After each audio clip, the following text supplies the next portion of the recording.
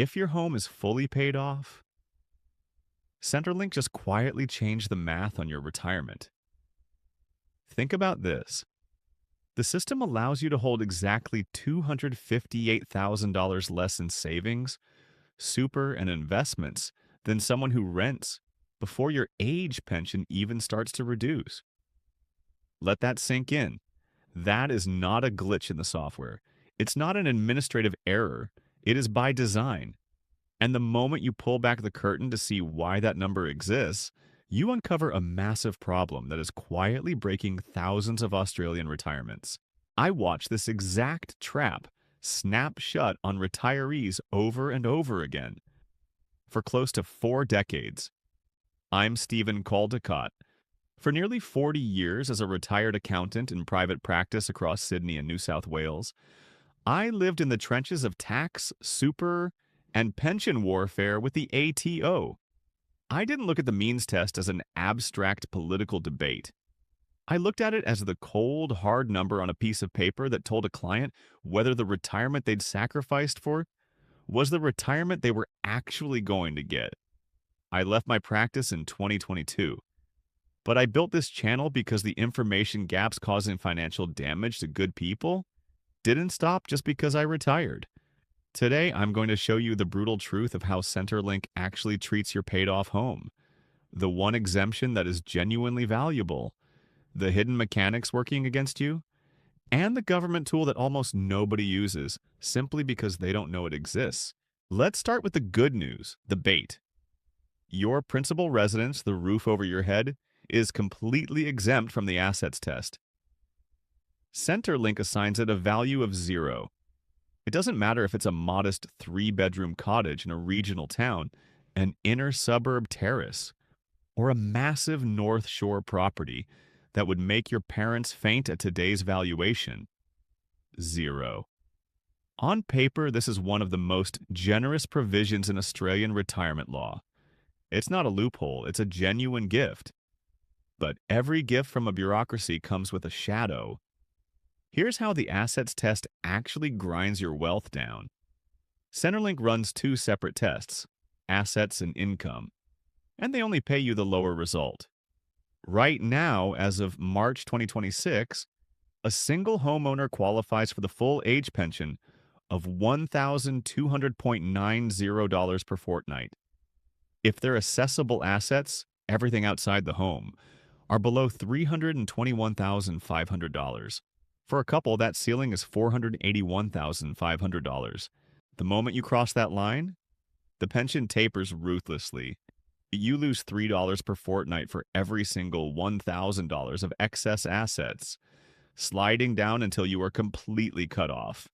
Now, look at the renter. A single non-homeowner can hold up to $579,500 in liquid wealth. A renting couple? $739,500. There is your $258,000 gap. The logic seems fair on the surface. Renters need extra capital to pay for accommodation. But look at what this creates in reality. Because you own a home, Centrelink assumes you are secure.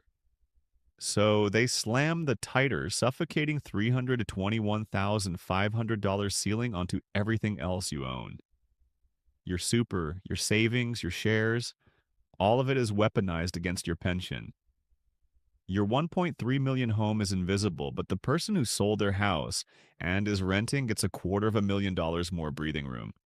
Your greatest asset just became the very thing that compresses the ceiling on your survival cash.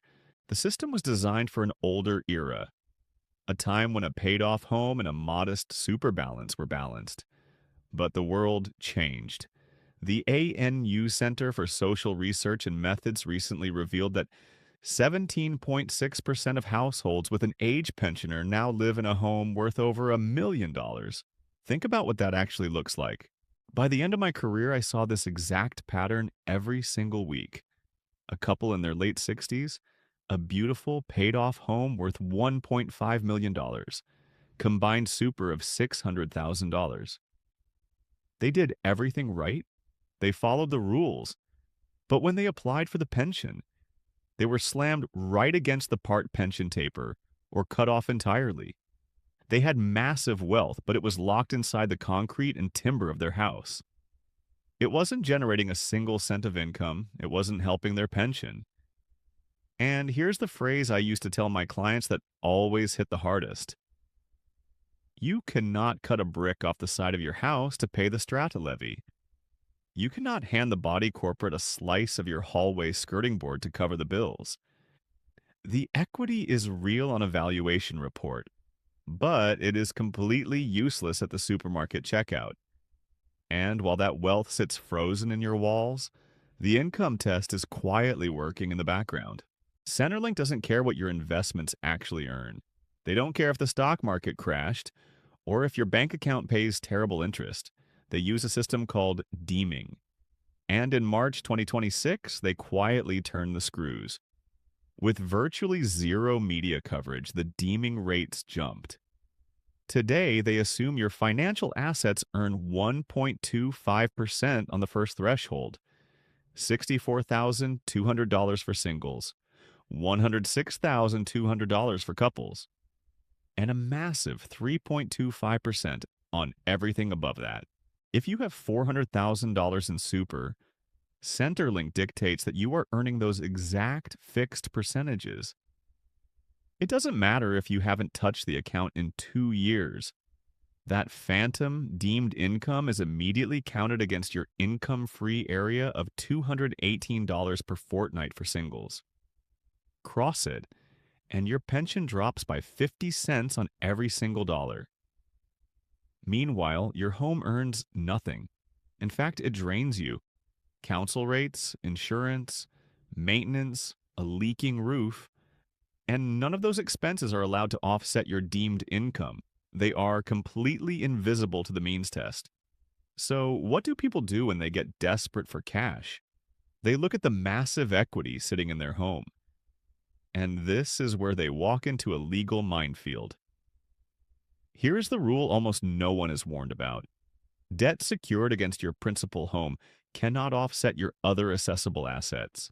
If you have an investment property worth $600,000 with a $200,000 mortgage, Centrelink pairs them up. They only assess the net value of $400,000. But your home is already exempt. There is no asset value to reduce. So, if you draw a $100,000 line of credit against your house to keep as an emergency fund, that loan sits in a legal void. It reduces nothing. But the moment that $100,000 cash hits your bank account, it instantly becomes an assessable financial asset. It is subject to the assets test, and it starts generating deemed income from the exact second it lands. At the taper rate of $3 per fortnight per $1,000, that emergency cash just slashed your pension by $300 a fortnight. That is nearly $7,800 a year in lost pension for holding your own money.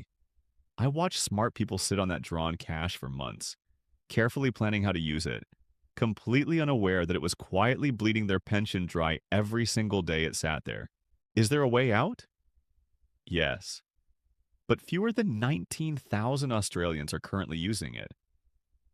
Against $3 trillion of eligible housing wealth, only a tiny fraction know about the Home Equity Access Scheme, HEAS.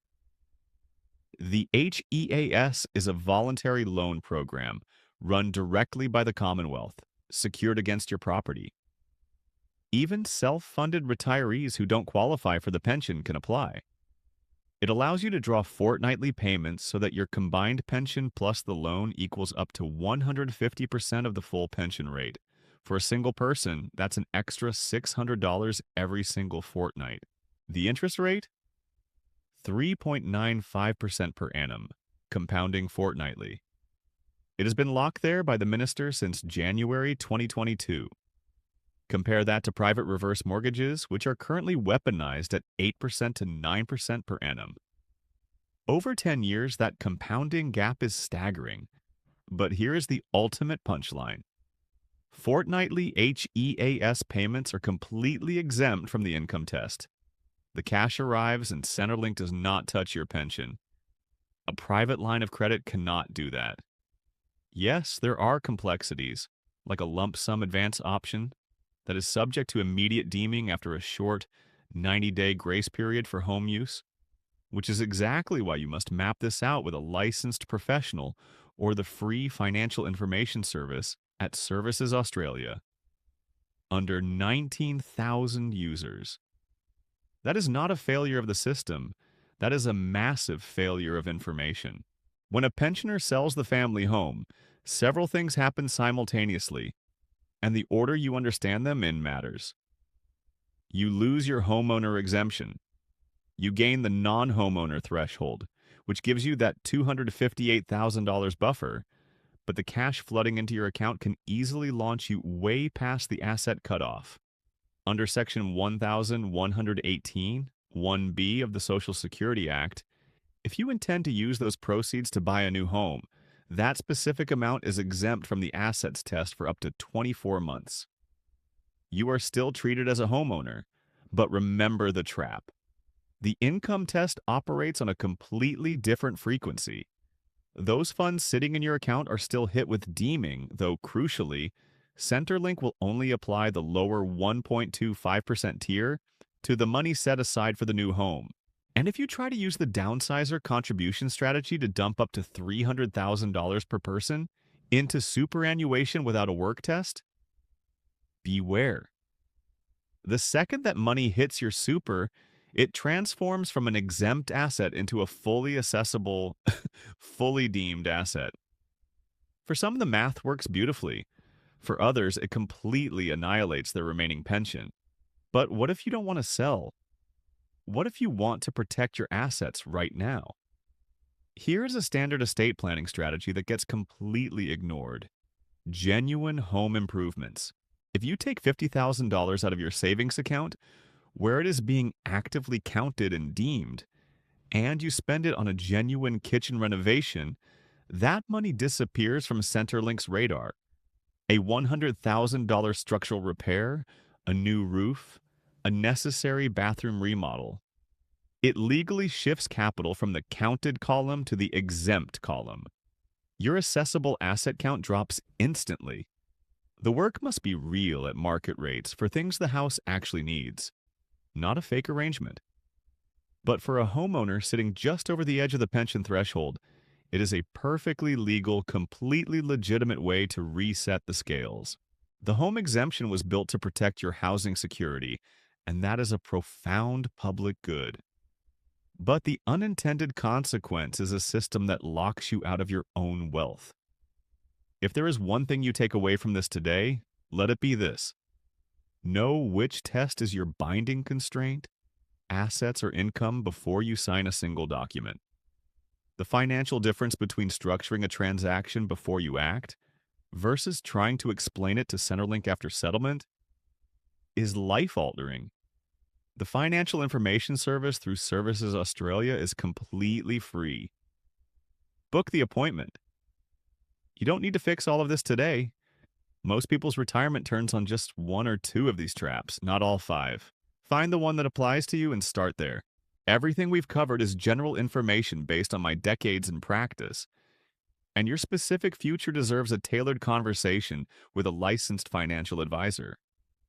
I've put together a completely free short summary guide containing all the current March 2026 thresholds and a few critical traps we didn't have time to cover today. You can download it right now at stephencaldecott.com or click the link in the description below. Keep it close. This system rewards the people who think early. Don't wait until the damage is already done. Good luck, and I'll see you in the next one.